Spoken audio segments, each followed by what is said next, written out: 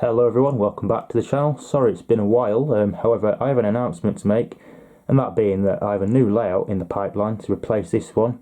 This one is around 7 years old. I feel like it's run its course, but in the meantime, before this layout goes, I thought I'd make a video on the top 10 mistakes I made whilst building this current layout.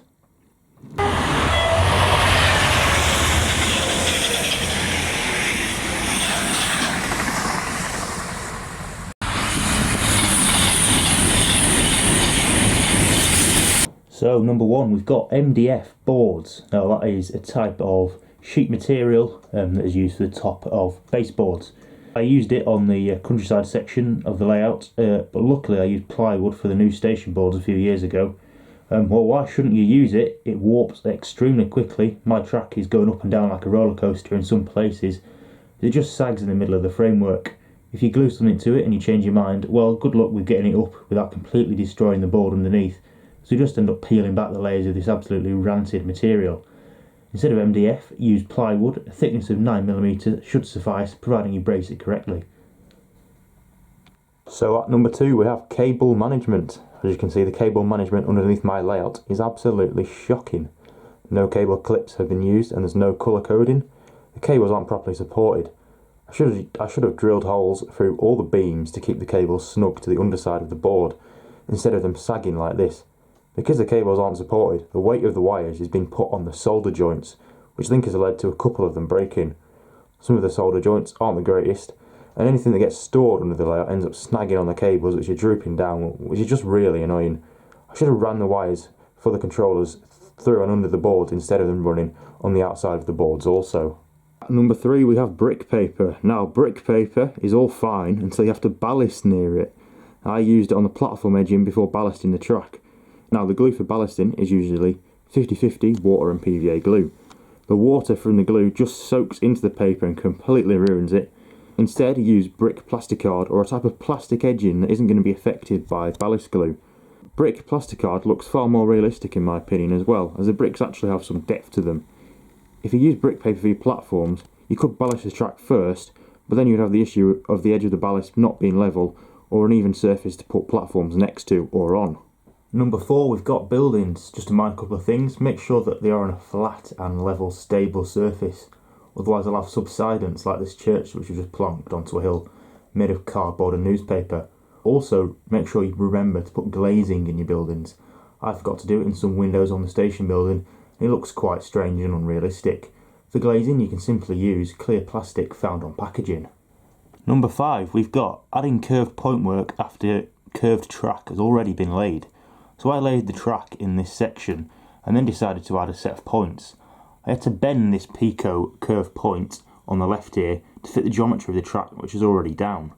Bending points to customise the radius is doable, but despite hours of fettling, this one is still unreliable, with some items of stock derailing. Get the points in place first and it'll save you a lot of hassle. Number six, we've got OHLE too low. Now that is overhead line equipment. Lots of people nowadays seem to be modelling modern image, with most main lines now electrified. A representation of overhead catenary is essential if you want to be running electric locomotives and units.